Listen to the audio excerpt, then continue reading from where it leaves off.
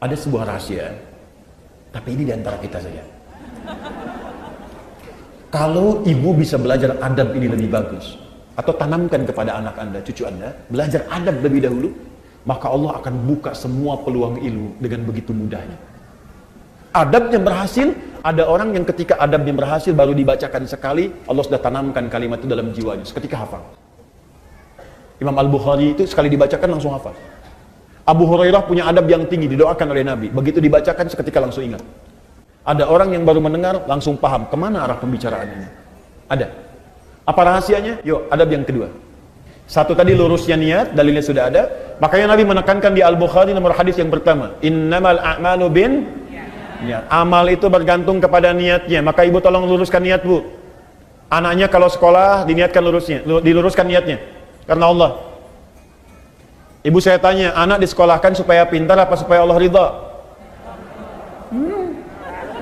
Ridha. Benar. Supaya pintar apa supaya Allah ridha? Tuh kan mulai nambah, pintar dan Allah ridha. Coba dilihat lagi. Kalau ibu ingin Allah ridha, ibu pasti akan mencari sekolah yang mendatangkan keridhaan Allah. Coba, ibu pengen Allah ridha dengan orang yang soleh. Allah ridha ketika hambanya tidak meninggalkan sholat. Nah, ibu sekolahkan anak di tempat yang tidak mengajarkan sholat. Ya gimana? Ya wajar kalau pulang dia nggak bisa sholat. Ya wajar kalau dia pulang ibunya capek teriak-teriak, sholat dulu. Nah, asarnya, mama gimana sih? Tadi barusan duhur, sekarang udah asar lagi. Coba cek. Maka cari yang pintar dan Allah ridha. Sekarang banyak, Bu, sekolah-sekolah yang membuat murid pintar dan Allah ridha.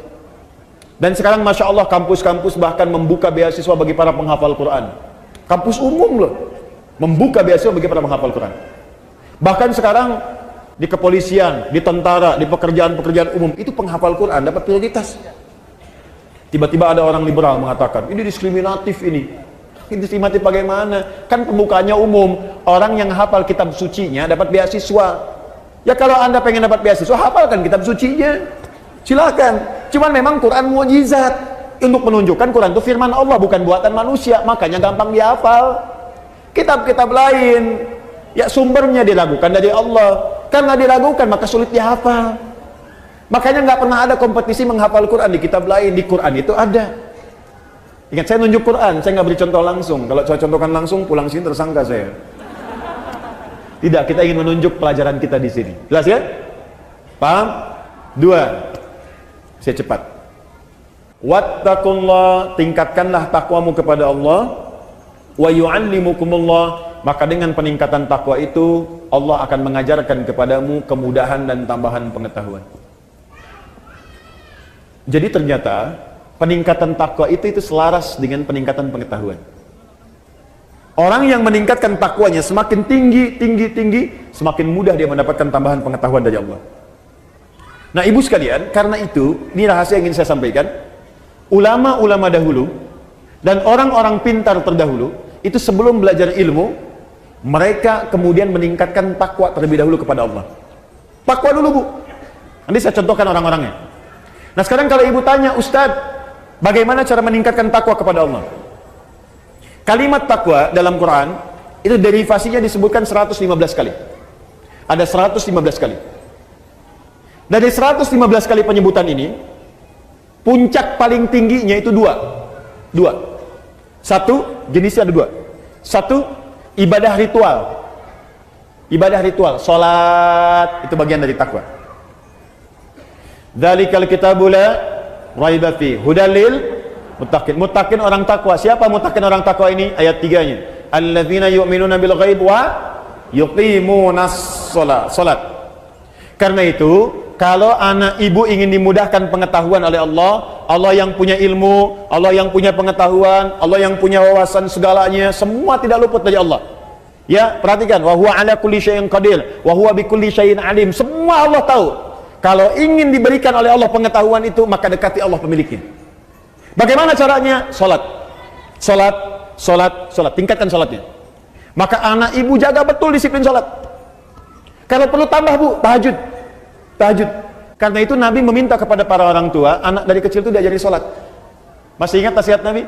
Jika anak usia 7 tahun ajari mereka sholat, usia dia 10 tahun menjelang balik tidak mau sholat, maka berikan pelajaran yang membuat dia mengerti.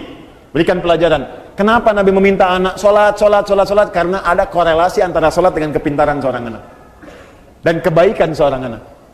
Kalau anak dari kecil sudah rajin sholat, demi Allah Bu, catat kalimat saya ini. Kalau anak diajari sholat dengan benar dari kecilnya, maka anak itu dewasa akan tumbuh menjadi anak yang baik dan pintar. Kedua, Al-Quran. Al-Quran masih ritual hubungan kita dengan Allah. Ibu, saya kasih saran Bu ya, di mumpung saya lihat ada anak-anak yang tadi kecil bersuara macam-macam, atau ibu sendiri, saya sarankan begini, mumpung masih ada waktu, ibu dekati Al-Quran dan dekatkan anak-anak itu dengan Al-Quran. Sudah ada penemuan sekarang, dan itu sudah dibuktikan dengan sangat jelas, bahwa orang yang hafal Quran khususnya, atau dekat dengan Al-Quran, itu Allah akan tingkatkan tingkat kecerdasannya. Kalau hafal dengan benar, itu minimal 3 kali lipat. Ada korelasi antara peningkatan kecerdasan dengan hafalan Quran. Itu korelasinya tinggi. Nah, sekarang anak fisika itu belajar untuk ujian saja. Anak sekolah belajar hanya untuk ujian, makanya ilmunya nggak dipakai dalam kehidupan. Itu almarhum yang Habib itu kan rajin baca Qurannya, sholatnya rajin. Ya, Masya Allah, itu dan kepake ilmunya gitu. Dan sekarang pun masih dikenal. Jelas ya? Terakhir, tutup yang ketiga. Ya ayyuhalladzina amanu taqullaha wabtaghu ilaihil wasilah. Hai orang-orang beriman, tingkatkan takwamu kepada Allah dan cari wasilah untuk mewujudkan keinginanmu dengan takwa itu. Maksudnya begini, tadi jenis takwa sholat, maka ibu dalam sujud minta kepada Allah keinginannya apa? Ya Allah, jadikan anak saya ya Allah pintar dan berkah. Minta dalam sujud. Terus baca Quran bagian dari takwa. Ibu setelah selesai baca Quran, jangan cukupkan dengan kalimat tahdid, alhamdulillah, atau tasdik, shadaqallah. Jangan cukupkan sampai situ. Selesai baca Quran, ibu berdoa. Ya Allah, anugerahkan kami syafaat dengan Quran ini. Ya Allah, perbaiki akhlak saya ya Allah dengan keberkahan Quran ini. Ya Allah, cerdaskan akhlak anak saya ya Allah dengan cahaya Al-Quran ini. Minta. Itu cepat dikabulkan. Saya lihat sekarang banyak orang baca Quran itu cuma selesai aja. Baca shadaqallahul azim, tasdik, selesai, sudah. Enggak, berdoa dulu. Berdoa. Nah, amalan terakhir yang ketiga, rajin bersedekah. Rajin bersedekah. Imam Abu Hanifah itu termasuk orang yang rajin sedekah.